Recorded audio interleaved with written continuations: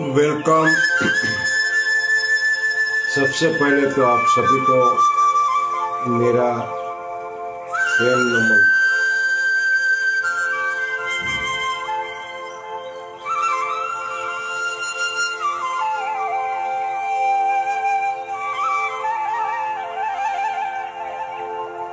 Please मुझे कोई comment करके बता सकते हैं कि क्या मेरी आवाज आप तक पहुंच रही है, ताकि मैं मेरी बात शुरू करूं।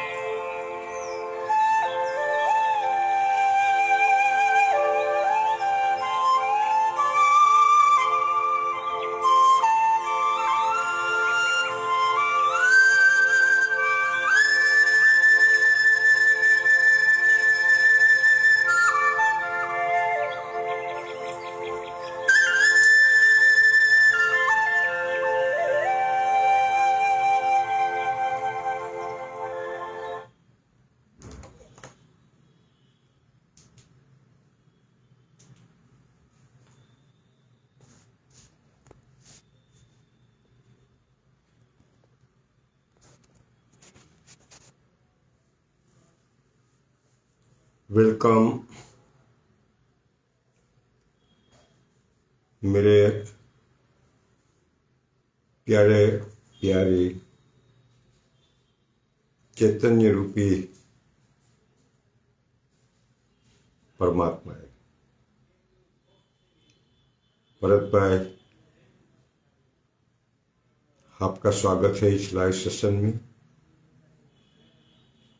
पल्लवी बेन, आपका भी स्वागत है इस लाइव सेशन में।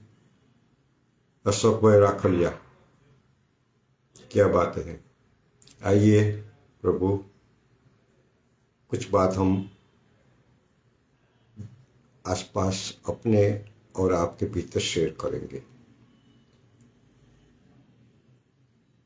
सम्राट नदानिया, वेलकम इन लाइव सेशन।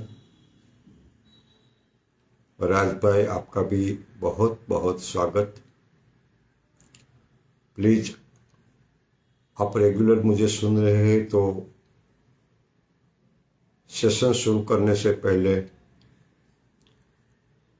ये सेशन शेयर करना ना भूलें, ताकि हमारे और मित्रों को भी ये बात उनके ही मोबाइल में मिल जाए। सत्संग का मतलब ही यही होता है कि उसे बांटे, जितना भी हम बांट सके।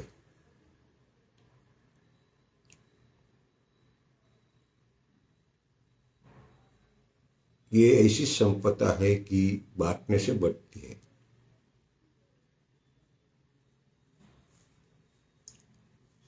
फिर से आपसे एक प्रश्न कि मेरी आवाज आप तक पहुंच रही है या नहीं। कृपया कोई मित्र मुझे जवाब दे, ताकि मैं मेरी बात स्टार्ट करूं।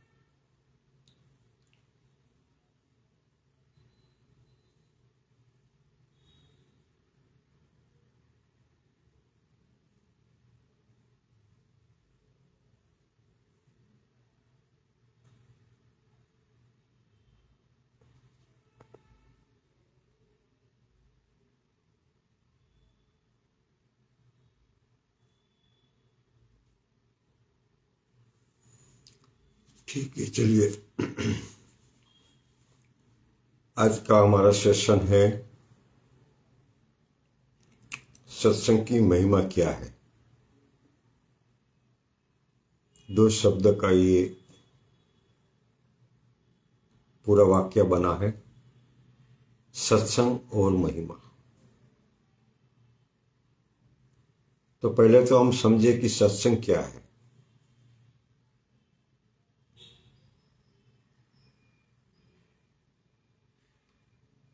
मेरे अनुभव से सत्संग का मतलब होता है कि सत्य के साथ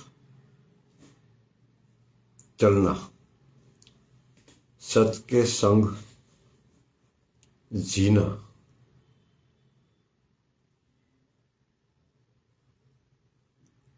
सत्य यानी सत्य, सत्य यानी परमात्मा। इस यूनिवर्सल में एक ही सत्य है, वो है परमात्मा। दूसरा कोई सत्य है तो वो है गुरु, क्योंकि परमात्मा के बाद में अगर हम कोई श्रेणी को रखें तो वो है गुरु की। मतलब ये हुआ कि सत्संग की महिमा कहे या तो गुरु की महिमा कहे। तो सत्य के संग जीना, सत्य को पीना, यही सत्संग होता है। जहां भी सत्य की बात चलती है, सत्य की बात चलती है, सत्य का विचार चलता है, सत्य का आचरण चलता है, उसी के संग हो जाना,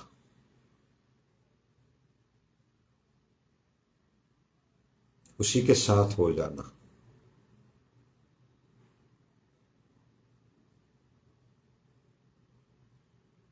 और कुनकुना नहीं, पूर्ण रूप से समर्पण के भाव से। यही तो सत्संग की महिमा है। हम गुरु तो करते हैं, लेकिन गुरु की कही हुई बात को हम आचरण में नहीं ला पाते, हम जी नहीं पाते।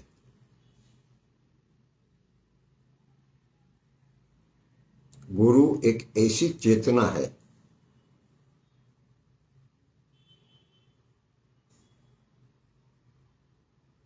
जो सत्य का दूसरा रूप है। गुरु एक ऐसी चैतन्य है जिसने परमात्मा को छू लिया हो, और उसी के साथ जीना, उसी के लिए जीना, उनके संग में जीना,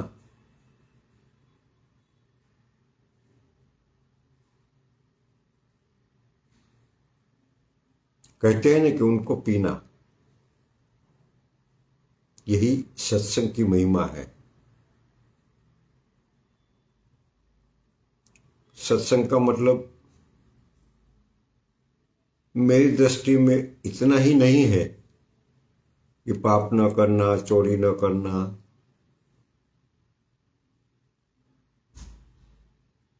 व्यभिचार न करना,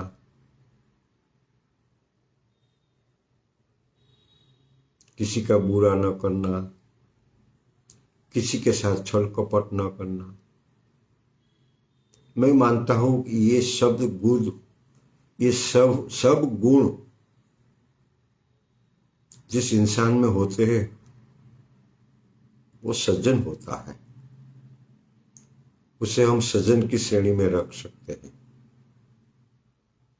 आध्यात्मिक जगत में सत्संग का थोड़ा उनसे ऊपर गहरा रूप है।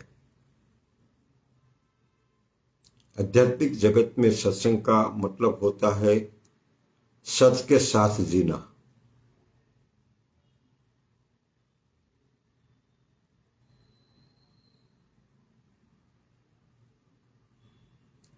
सत्य यानी गुरु या परमात्मा। अब परमात्मा के साथ जीना ये तो हमारे लिए शायद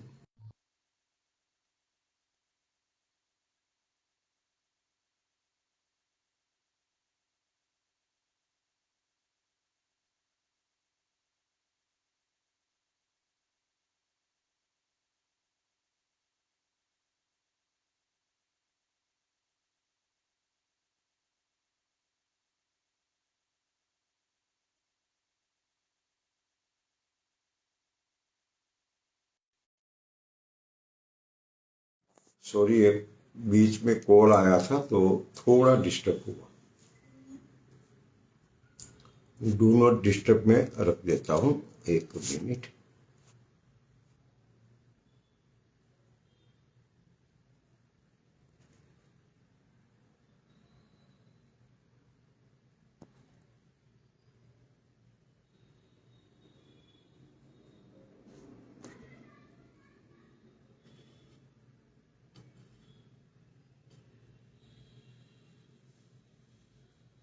तो मित्रों, वेलकम नीनाबेन, वेलकम नीलेश भाई मेहता। आज हम बात कर रहे हैं सत्संग। सत्संग की महिमा क्या है?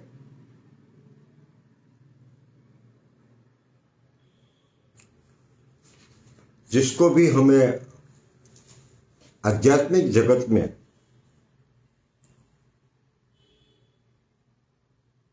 गुरु से संन्यास्त हुए हैं, उसी के साथ जीना, उसी की देशना के साथ जीना, यही तो सत्संग का मतलब होता है ना। किसी ने सदगुरु ओशो को प्रश्न किया था कि सत्संग की महिमा समझाने की अनुकंपा करें। सदगुरु ओशो हमारी समझ के परे है, इसलिए उनका उत्तर भी हमारी समझ के परे हो गई ना। यहाँ पे सदगुरु ओशो कहते हैं कि सत्संग करो ही मत। सत्संग की महिमा समझकर क्या करोगे? यह तो ऐसा हुआ ना कि फलों से भरे हुए बगीचे में कोई पूछने लगा कि फलों की महिमा क्या है। ये रस भरे फल, लेकिन स्वाद नहीं लेना है, इनकी महिमा ही समझनी है। और महिमा समझते समझते जन्म हो गए। ओशो कहते हैं कि चूसो आम को, पियो उनको, इस रस को पचाओ।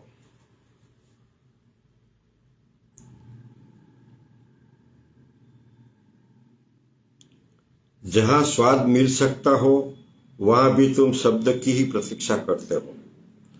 जहां भोजन मिल सकता हो वहां भी तुम भोजन की वार्ता करना चाहते हो। सत्संग घट सकता है, घट रहा है, तो भी राजी है, उनको घट रहा है जो भी हिम्मत रखते हैं पास सड़क आने की। सत्संग का और क्या अर्थ होता है? पास सड़क जाना, सत्य के पास सड़क जाना, सत्य के संग सड़क जाना। जहां भी सत्य दिखाई दे वहीं जमकर बैठ जाना, वहां से हटना नहीं, वही करीब करीब सड़कते जाना। गुरु धक्के दे आए, डंडे मारे और पीछा करे तो भी फिक्र मत करना, जमे रहना। हमारे जीवन में भी हम संसारी लोग हैं तो बहुत सारी घटनाएं हमारे जीवन में घटती होगी।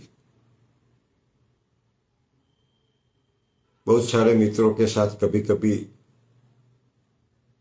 बात की शेयरिंग होती है तो कहते हैं कि स्वामी जी कभी कभी ऐसा लग रहा है कि ये सब छोड़ के कहीं चला जाऊं जहां शांति मिले। लेकिन कहां जाओगे?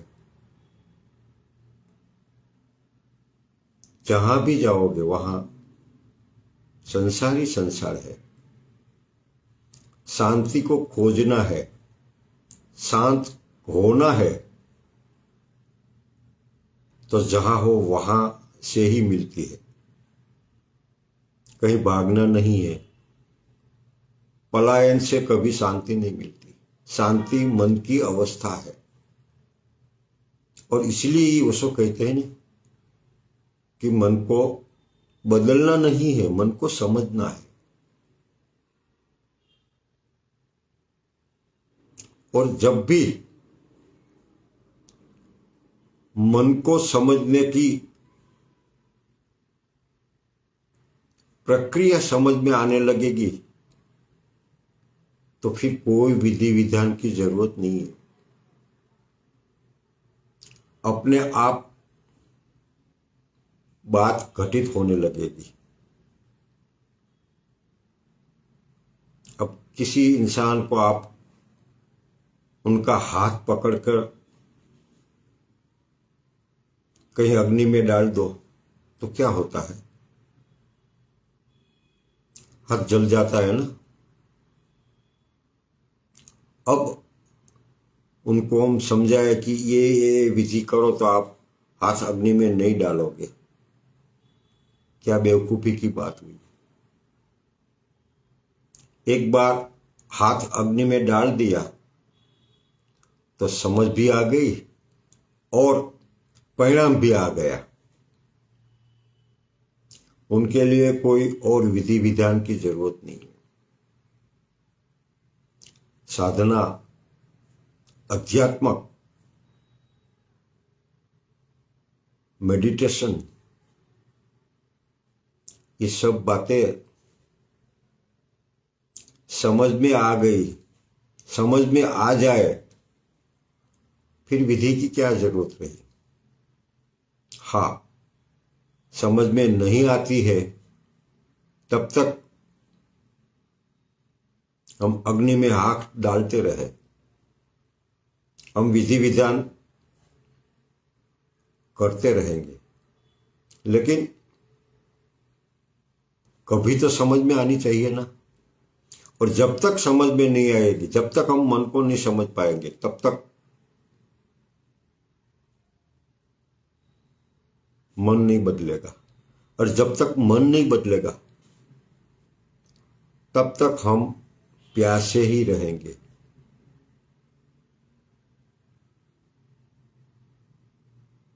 क्योंकि मन को समझना है, बदलना नहीं है। आगे कहते हैं गुरुदेव, लोग छोटी छोटी बातों में उबल जाते हैं, जरा सी बातों में भाग जाते हैं। जरा एक आध बात करके उनके मन के अनुकूल न पड़ी और वे चले गए। उन्होंने कहा, यह हमारी बात नहीं जचती है, यह हमारे शास्त्र में नहीं लिखी है, यह हमारी किताब के अनुकूल नहीं है। ये बात हो रही है गुरु और शिष्य के बीच की। सत्संग तभी हो सकता है जब तुम सब अपनी किताबें घर रख कर आओ, खाली आओ। सत्य का साथ करना हो तो नग्न होकर आओ, रिक्त होकर आओ, अपने सिर को उतार कर घर रख जाओ, खाली आओ, ताकि सत्य प्रवेश कर सके। कितनी बड़ी बात की है। सदगुरु ओशो कहते हैं कि अगर सत्संग तभी संभव है जब हमारे मन को, हमारी बुद्धि को, जो हमारे भीतर, हम चाहे उसे विचार कहे, चाहे संस्कार कहे, चाहे परंपरा कहे, नाम कोई भी दे, लेकिन जो भी कचरा भरा है हमारे मन के भीतर, उसको रिक्त करना होगा, खाली करना होगा। तब सत्संग हो सकता है।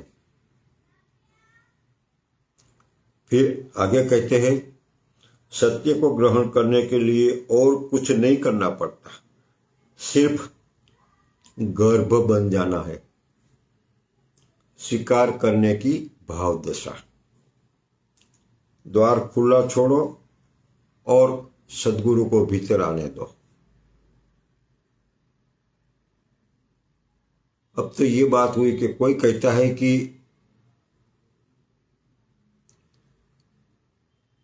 मुझे प्रकाश को देखना है, मुझे प्रकाश को जानना है, तो क्या करना है? कोई उनके मित्र या तो कोई परिवारजन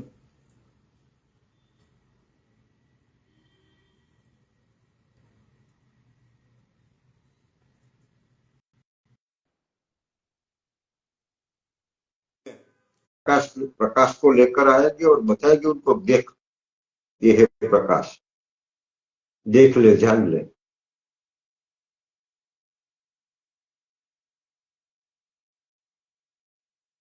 कैसे जान पाएगी प्रकाश? बिल्कुल सिंपल सी बात है, अपने घर की खिड़की खोलो, जब भी सवेरा होगा, सूर्योदय होगा, जैसे ही संयोग होगा, सूर्य का प्रकाश अपने घर की खिड़की में से अपने कमरे में प्रवेश कर जाएगा, तब तुम जानोगे प्रकाश क्या है।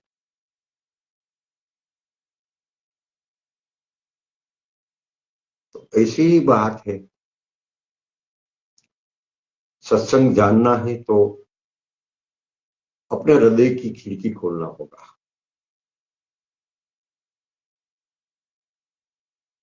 बिल्कुल रिक्त होना होगा,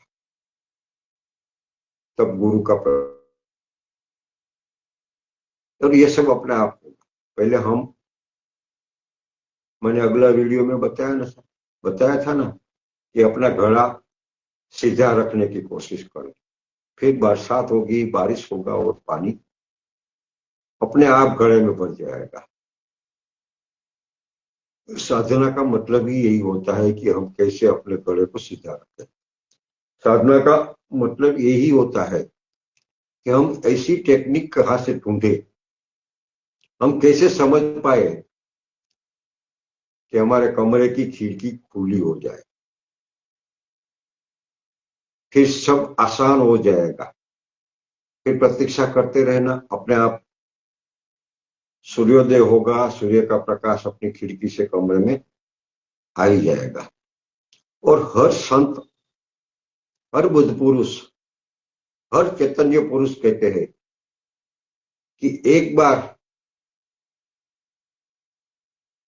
अगर प्रकाश को जान लिया, बिल्कुल किरण को, छोटी सी खिड़की खुली है और इसमें से एक छोटा सा प्रकाश का किरण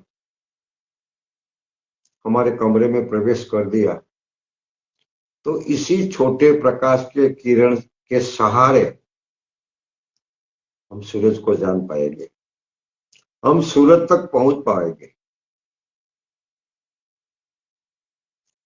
हम क्या करते हैं, हम डायरेक्ट सूरज को जानना चाहते हैं, ये संभव नहीं है। और हर विधि विधान, कोई कहता है कि मैं ये विधि कर रहा हूं तो मुझे समाधि प्राप्त हो गई। समाधि प्राप्त होने से पहले बहुत सारी छोटी छोटी झलकें मिलती है, और ये सब झलकें धीरे धीरे धीरे धीरे बड़ी होती है, और फिर एक समय आता है, एक स्पेस आता है जहां हम नहीं होते, और जहां हम नहीं होते वहां वो होते हैं। तो सब विधि विधान एक प्रकाश की छोटी सी किरण को पकड़ना है, जानना है, अनुभव करना है। सत्संग का मतलब यही होता है कि हम कैसे प्रकाश की किरण को पहचाने, समझे, जाने।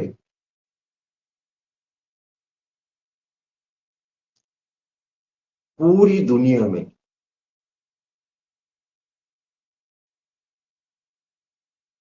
हम एक तत्व से जीते हैं। हालांकि ये शरीर को जीने के लिए 5 तत्व की जरूरत पड़ती है,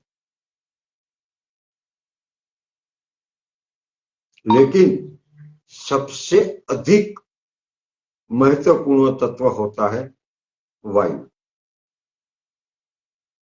बिना खाना खाए हम जी पाते हैं, बिना सूर्य प्रकाश के हम जी पाते हैं,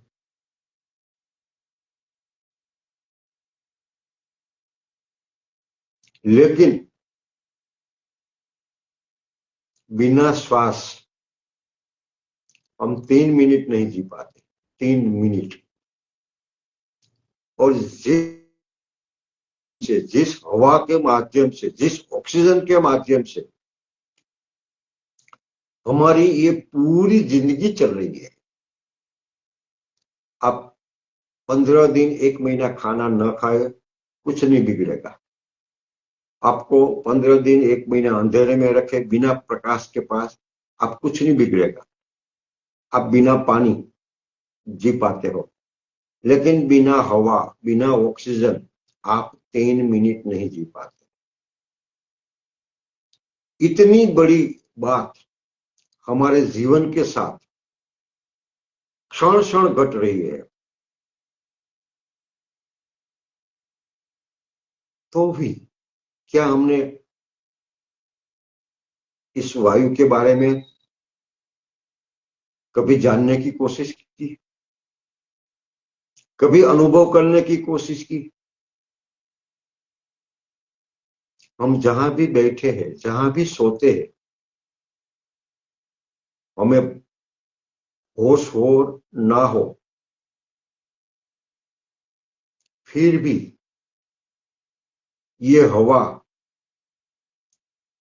हमारे जीवन को न सिर्फ शक्ति देती है, लेकिन हमें ये जीवन देती है श्वास के माध्यम से। फिर भी हमने कभी कोशिश की? कोई ऐसी विधि विधान हमने कहीं से निकाली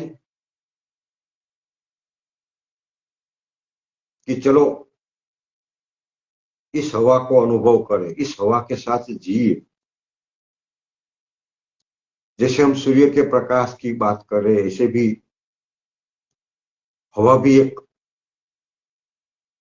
एनर्जी है, ऊर्जा है, और इसलिए संतों ने उसे प्राण कहा है। हमारे जीवन की जो 5 तत्व हमारे साथ जुड़ी है, जिसके आधार पर हम जी रहे हैं, उसी में से सबसे महत्वपूर्ण कोई तत्व है तो वो है वायु। बिना वायु, बिना हवा, बिना ऑक्सीजन, बिना श्वास हमारा जीवन चलता ही नहीं।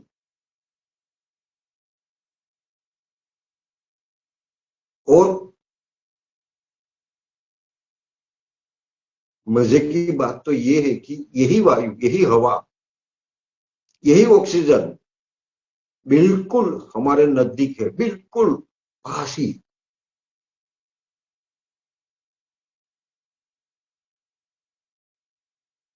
फिर भी कभी हमने इसको जानने की, उसको अनुभव करने की कोई विधि विधान नहीं नहीं निकाली या नहीं किया है। लोग पूछते हैं परमात्मा है? मैं कहता हूं कि कभी बैठे और हवा को स्पर्श करने की कोशिश करें। वो तो तुम्हें स्पर्श कर ही रही है। कभी तुमको स्पर्श करने की कोशिश कर, अनुभव तो कर। खुली जगह पे आंख बंद करके बैठे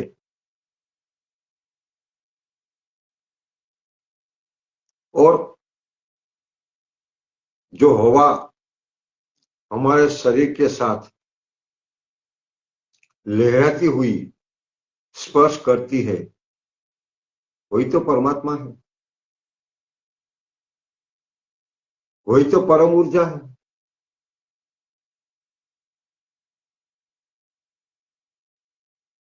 बस उनके साथ जिए, उनके स्पर्श का आनंद लीजिए।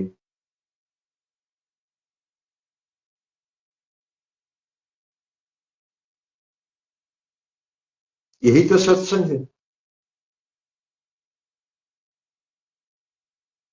किसी परम चैतन्य व्यक्ति या कोई परम चैतन्य एनर्जी के साथ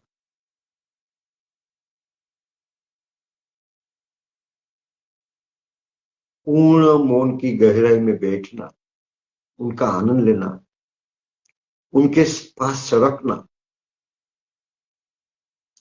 कह रहे ओशो बात करते हैं कि सत्संग का मतलब सरकना। तो ऐसी बहुत सारी एनर्जी बिल्कुल हमारे आसपास है, और बिना खर्च अस्तित्व की पूरी एनर्जी, फिर चाहे पानी लो, फिर चाहे हवा लो, फिर चाहे आकाश लो, फिर चाहे अग्नि के प्रकाश लो, पूरी energy free of cost. There will be nothing any cost. परमात्मा किसी के पास कोई भाड़ा लेता ही नहीं। आपको ऊँग नहीं आती, आप डॉक्टर के पास जाओगे तो आपको नींद की दवाई देंगे, जरूर देंगे, लेकिन उनका चार्ज होगा। और परमात्मा रोज हमें प्यार से सुलाते हैं,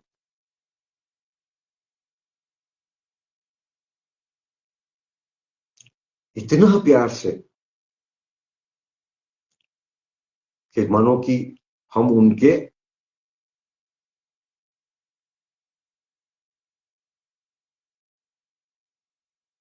सानिध्य में सो गए। हमारा सिर उनकी गोदी में है और वो हमें सुला रहे हैं। इतना प्यार से परमात्मा हमें रोज सुलाते हैं। एक फर्क मैं आपको बता दूं, आप ऊंघ को खरीद सकते हैं, नींद को खरीद सकते हैं गोली के माध्यम से या तो मेडिकल साइंस के माध्यम से, लेकिन फर्क समझना, जब आप मेडिकल साइंस के माध्यम से नींद को खरीद सकते हैं तो सुबह उठोगे तो पता चलेगा आप बिना एनर्जी उठे,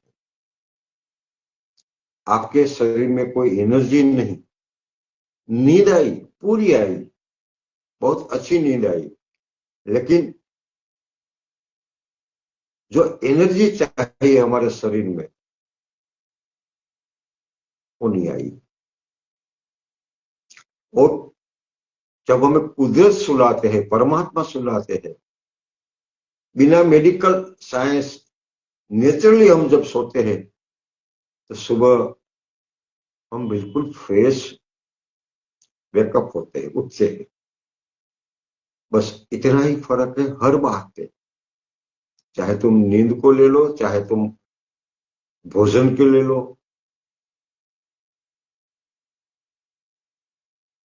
और वो भी परमात्मा की दी हुई हर ऊर्जा, हर एनर्जी, हर साथ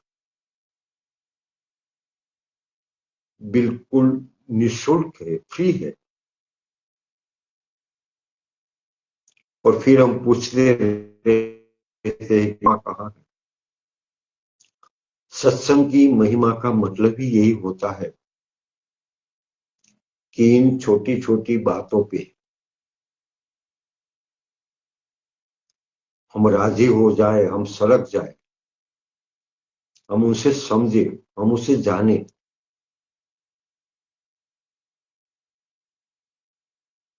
लेकिन हमारे पास समय कहाँ है।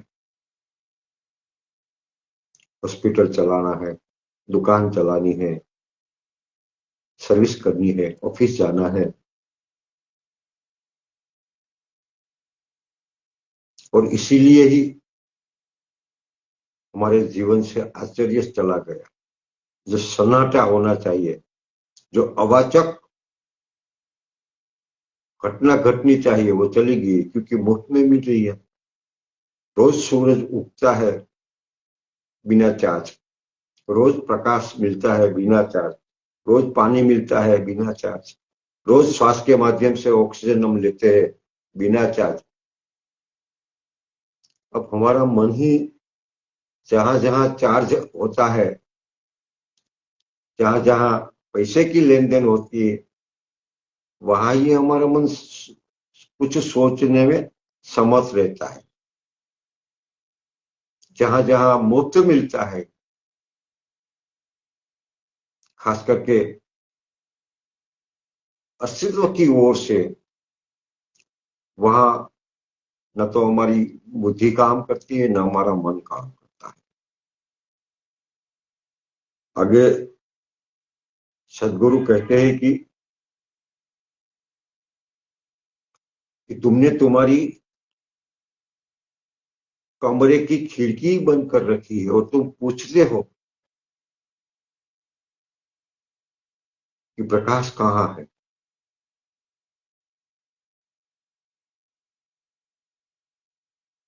दरवाजा खोलो, ताले तोड़ो, तुमने ही लगाया है ना, तुम ही खोल सकते हो। थोड़ी हिम्मत करो बाहर आने की, सुरक्षा थोड़ी छोड़ो, थोड़े और सुरक्षित होने का साहस दिखाओ, सत्संग हो जाएगा। सूरज निकल आया है, तुम ही अपने दरवाजे बंद किए भीतर अंधेरे में बैठे हो। सूरज पर कोई पर्दा नहीं है, तुम्हें ही घूंघट कर रखा है। घूंघट के पट खोलो, हटाओ यह घूंघट, यहाँ पियो। महिमा क्या पूछनी है, महिमा किसने पूछनी है। महिमा को अनुभव करना है, पूछने पाछने का काम नहीं है, सोचने समझने का काम नहीं है। P low. सत्संग तो शराब जैसी चीज है, जो पिएगा वही जानता है। जिसने कभी शराब ही नहीं पी, उसे कोई महिमा समझ में नहीं आ सकती। यह तो पिक्कड़ों की जमात है, पिक्कड़ों का अनुभव है। सत्संग तो एक तरह की मधुशाला है, जहाँ शराब डाली जा रही है, शराब, लेकिन परमात्मा की। इस नशे में अपने को बचाओ मत, होशियारी मत करो। मैं थोड़ी होशियारी और थोड़ा बचाव यहाँ है, पूरी पूरी नहीं, थोड़ा फासला रखे, थोड़ी दूरी बचाए, इतना फासला कि अगर जरूरत हो तो निकल पाते। और महिमा तो रोज तुमसे कह रहा हूं, और तो कुछ कह ही नहीं रहा हूं, सत्संग की ही महिमा कह रहा हूं। अब समय आ गया है, सत्संग में डूबो। सत्संग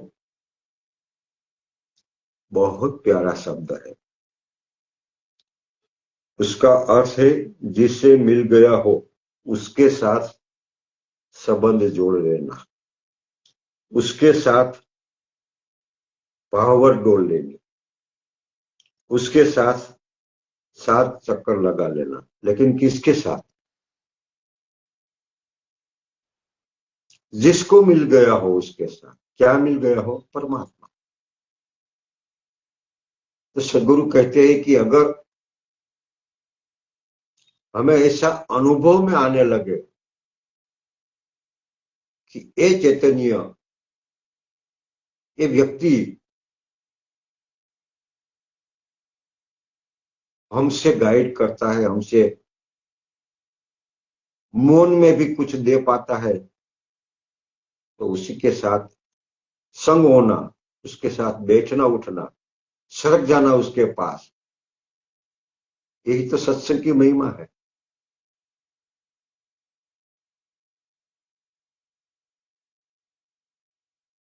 सत्य संक्रात्मक हो। संक्रात्मक का मतलब होता है, डॉक्टर की भाषा में बात करूं तो बहुत सारे लोग ऐसे होते हैं जिनको कहते हैं कि ये चेपी रोग है, एक को हुआ तो दूसरों का होगा। ऐसे सत्य भी संक्रात्मक है। जिसके की साथ हम संग होने लगे न, उसी का ही संक्रात्मक हमारे जीवन में उतरने लगे। अगर किसी को मिल गया हो और तुम उसके पास भी बैठ जाओ तो तुम पाओगे एक दिन अचानक तुम्हारे भीतर ही भी आषाढ़ के पहले मेघ घिर गए, उमड़ने लगे, बिजली कूदने लगी, वर्षा की तैयारी होने लगी, जन्मों जन्मों की तुम्हारी आत्मा की प्यास तृप्ति के करीब आने लगी। सत्य संक्रात्मक है, लेकिन करीब हो तभी संक्रमण होता है। तुम देखते हो ना, डॉक्टर मरीज के पास जाता है तो जैसे जैसे तेरापथी मुनि मुंह पर पट्टी बांधते, वह भी मुंह पर पट्टी बांध लेता है, हाथ पर दस्ताने चढ़ा लेता है, क्योंकि मरीज की बीमारी डॉक्टर को न लग जाए।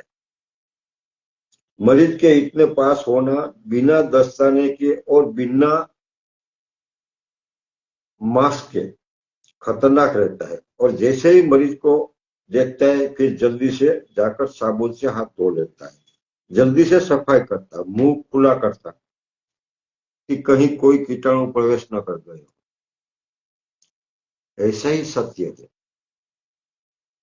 सत्संग करना हो तो इसके ठीक उल्टी प्रक्रिया है।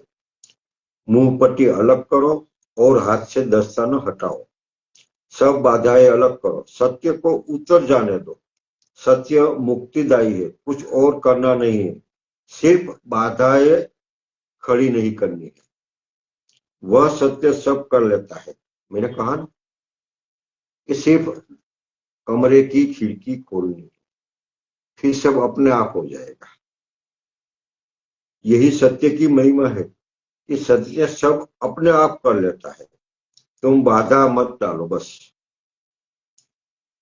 तुम आलिंगन को तैयार रहो, तुम बाहें फैला दो और कहो कि मैं राजी हूं, जाऊंगा अज्ञात में, अनजान में, अपरिचित में, जहां ले जाओगे मैं जब होगा होगा सब दाव पर लगाऊ, फिर सत्संग हो जाता है। देखो उसको कहा कहते हैं कि इतनी सस्ती बात तो नहीं है जो हम समझ रहे हैं, पूरा दाव पे लगाने की बात। अज्ञात में जाने की तैयारी होनी चाहिए, अपरिचित में जाने की तैयारी होनी चाहिए। अज्ञात का मतलब स्वयं के भीतर एक और प्रदेश है जहां हम कभी गए नहीं, हमने कभी ये अनुभव भी नहीं किया। अभी अभी एक मित्र से मेरी बात हुई थी, वो मुझे कह रही थी कि जब मैं मौन व्यक्ति हो तो मुझे पता नहीं चलता कि मैं कहाँ खो गई हूँ। बिल्कुल सही है, खोना ही मेडिटेशन है ना। चाहे होश के साथ हम खो जाए, चाहे गुरु की कृपा के साथ हम खो जाए, जहां मन नहीं है, वही प्रदेश को तो अपरिचित अज्ञात प्रदेश कहते हैं ना। क्योंकि मन से पैदा हुआ पूरा संसार, पूरी हमारी दुनिया ज्ञात है, ज्ञात परिचित है, क्योंकि ये हमने पैदा किया है। हम जानते हैं, हम मानते हैं, हम समझते हैं, ये हमारे मन का ही प्रदेश है। और जहां मन गया तो वहां अज्ञात प्रदेश आता है, अपरिचित प्रदेश आता है। ये अनुभव की बात, जिसको अनुभव हुआ होगा वो जरूर ये बात शेयर कर सकता है। तो और एक बार सत्संग का स्वाद मिल जाए तो फिर वो बढ़ता ही जाता है। बस पहली घूंट ही कठिन पड़ती है। एक बार अलग से पहली घूंट उतर गई सत्संग की शराब की, फिर तो आदमी पीने के लिए आतुर हो जाता है। फिर तो जितना मिले उतना पीता है, जितना मिले उतना पचाता है। फिर कोई अंत नहीं है यात्रा की। गुरु का साथ सत्संग की शुरुआत। इस शुरुआत का अंत परमात्मा के साथ में ही होता है। सदगुरु कहते हैं कि सत्संग की शुरुआत गुरु से होती है और उनका अंत परमात्मा से होता है। इसलिए गुरु को परमात्मा कहा है शास्त्रों में। सिर्फ इसलिए कहा है कि गुरु से परमात्मा की यात्रा का पहला कदम उठता है, फिर यात्रा धनी होती है। और कब गुरु खो जाता है और परमात्मा प्रवेश कर जाता है नहीं पता नहीं चलता। चलना गुरु के साथ है और पहुंचना परमात्मा के पास है, लेकिन सहारा गुरु देता है। एक घटना आती है जो यहाँ पे सदगुरु ने उल्लेख किया है, इसलिए मैं आपसे बात करूंगा कि कहाँ गुरु खो जाता है कोई पता नहीं चलता।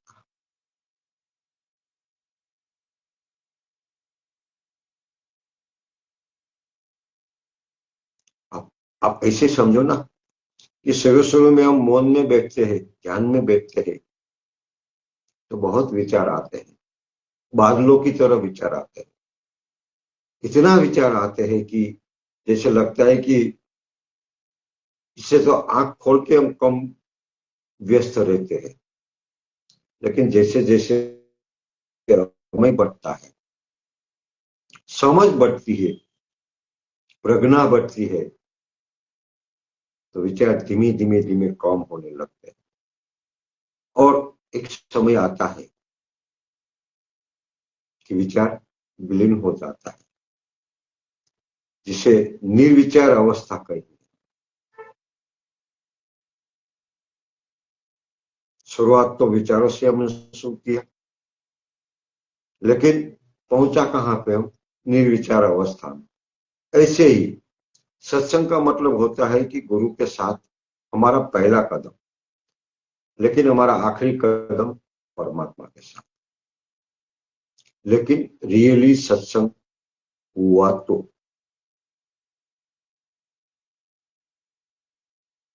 तुम्हारी जिंदगी में है क्या सिवाय आंसुओं के, सिवाय दुख के? घबराते क्यों हो? अगर गुरु कुछ छीन भी लेगा तो क्या छीन लेगा? तुम्हारे पास जो भी है अच्छा है कि बुरा है, छीन तो जाएगा। मगर लोग बड़े अजीब हैं, अपने दुखों की गठरी बांध बैठे हैं, गठरी के ऊपर बैठे हैं कि कहीं कोई चोरा न ले, कहीं कोई छीन न ले। तुम डरते क्या हो? तुम्हारे हालात ठीक। किसी कहावत है कि एक नंगा नहाता नहीं था। किसी ने पूछा, भाई तू क्यों नहाता नहीं है? तो उसने कहा, नहा तो लू, लेकिन कपड़े कहाँ सुखाऊंगा? उसने कहा, भाईजान कपड़े है ही कहाँ?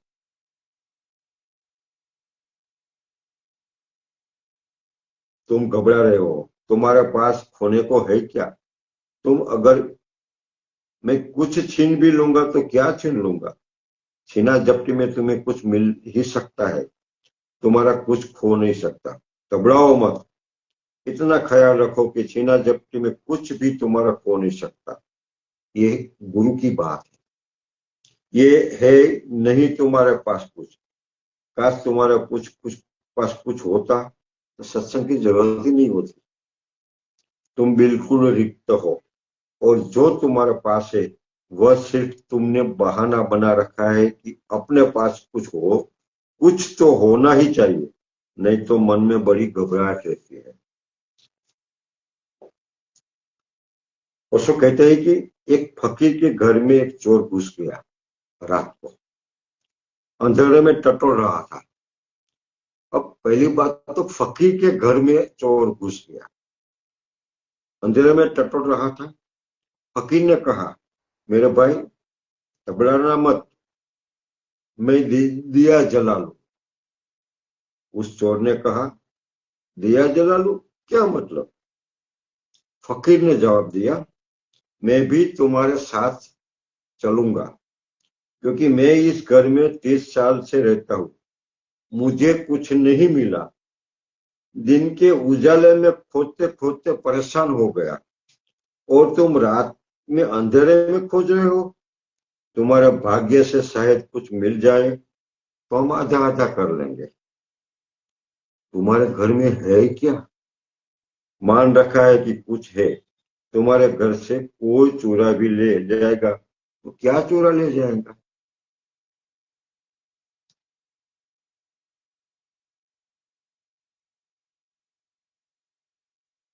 वेलकम स्वामी जी।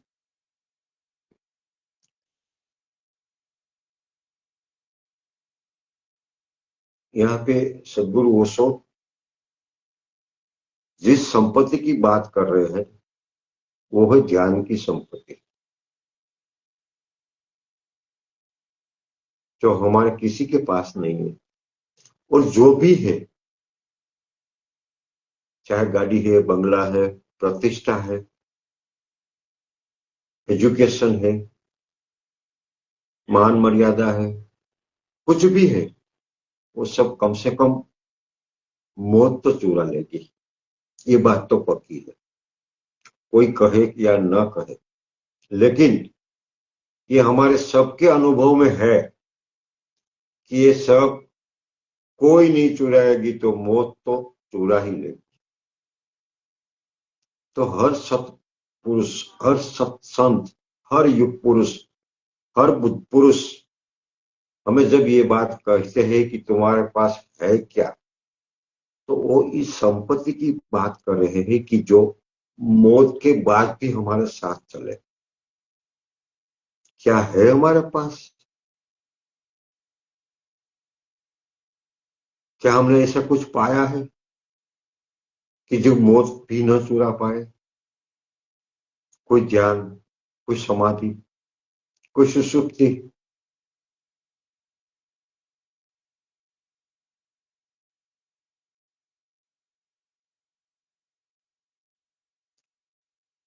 तो सत्संग का मतलब ही ये होता है,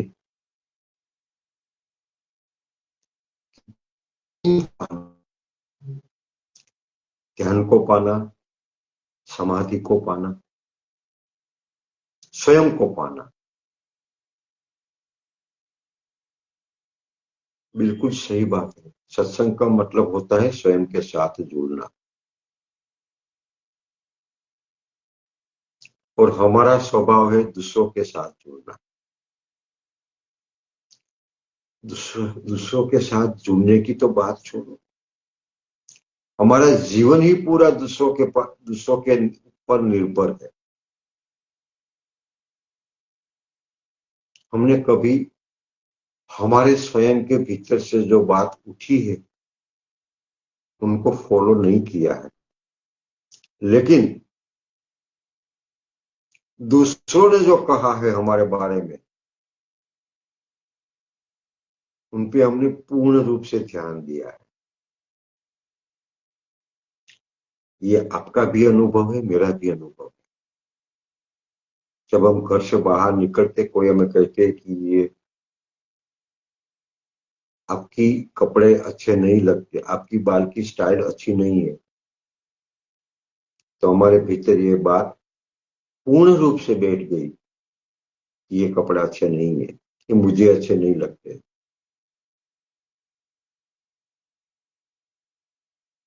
क्यों? क्योंकि हमारा जीवन ही दूसरों के ऊपर निर्भर हो गया है। हम जीते ही है दूसरों के ऊपर। उसो की एक बड़ी बड़ी छोटी सी लाइन है जो आज भी मेरी हॉस्पिटल में रखी हुई है। सबसे बड़ा रोग क्या कहेंगे लोग? बस इसी लाइन में मैं फिर से दोहराना चाहता हूँ, सबसे बड़ा रोग क्या कहेंगे लोग, इसी दो छोटी पंक्ति के साथ ही हम जीते हैं। हम कहते हैं सत्संग का मतलब स्वयं के साथ जुड़ना, लेकिन स्वयं में है कौन? जब हम स्वयं में भीतर उतरेंगे तो पता चलेगा ना।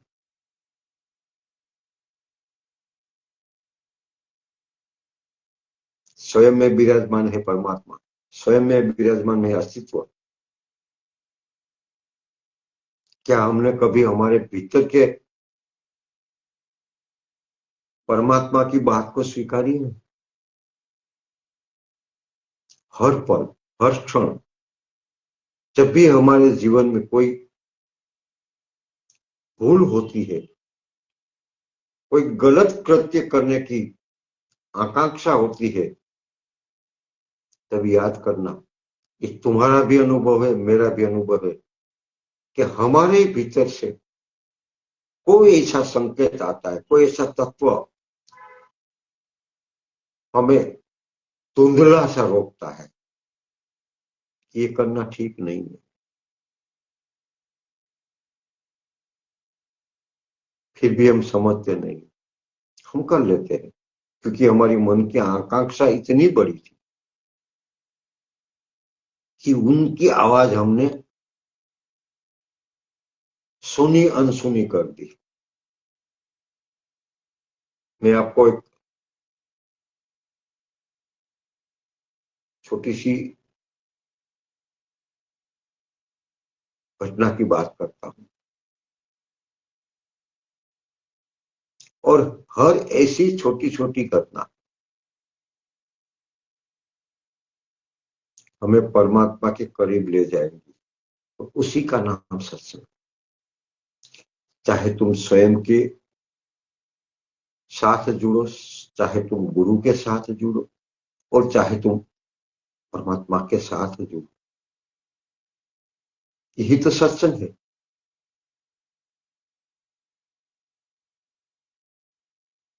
उसको एक चुटकुले कहते हैं, सुनिए। मुल्ला नसरुद्दीन के घर में एक चोर घुस गया। चोर ने अपनी चादर बिछाई सामान बांधने के लिए, वह अंदर सामान लेने गया। मुल्ला उसकी चादर पे सो गया, बिल्कुल आंख बंद करके लेट रहा। तो चोर लौटा, उसने कहा, यह भी हद हो गई, घर में तो कुछ मिला ही नहीं और चादर भी गई। उसने मुल्ला से कहा कि भाई चादर तो दे दो। मुल्ला ने कहा कि इसी तरह कोई कोई कभी कभी आ जाता है, उसी से तो हमारा जीवन चल रहा है, चादर कहां से दूं। एक और कहानी। एक चोर किसी के घर में घुसा, कुछ खास तो वहां था ही नहीं, मगर जो भी कूड़ा कबाड़ था अब आ ही गया था। रात खराब गई, चलो जो है चोले चले। वह उसी को बांध बूंद कर चलने लगा। जब वह चलने लगा तो आधे रास्ते में उसने पाया कि कोई पीछे चला आ रहा है।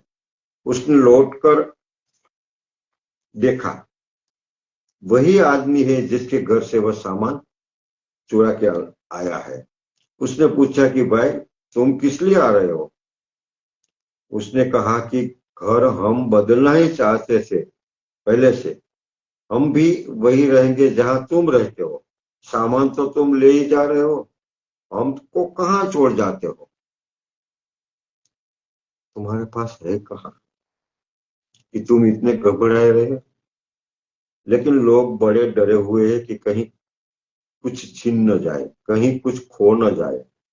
जिनके पास कुछ नहीं है उनका डर कि कहीं कुछ खो न जाए सिर्फ एक मान्यता है, यह अपने को समझाए रखने की कि हमारे पास कुछ है।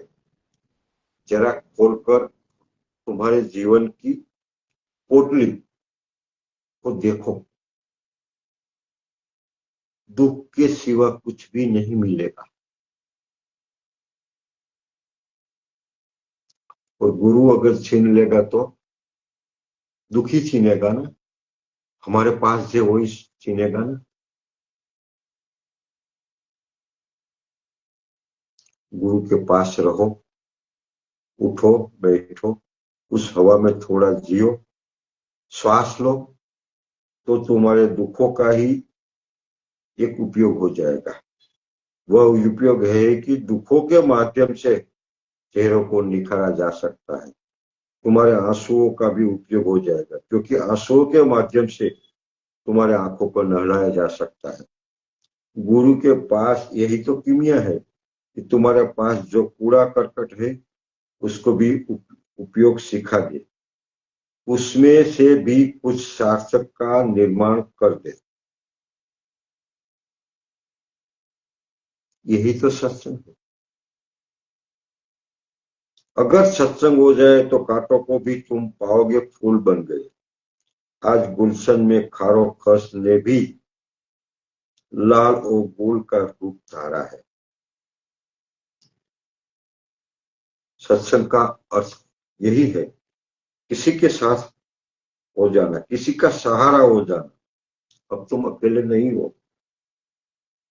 संन्यास का अर्थ यही है कि तुम अकेले नहीं, तुमने किसी का संग साथ लिया, तुम्हारे हाथ में किसी का हाथ है।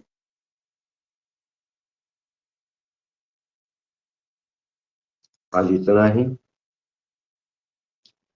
अगले वीडियो में हम थोड़ी और सत्संग के बारे में बात करेंगे। मेरी बात आप सभी ने प्यार से सुनी, इसलिए आप सभी का प्रेम नमन, सभी को प्रणाम। सही लगे तो बात को शेयर करना, लाइक करना।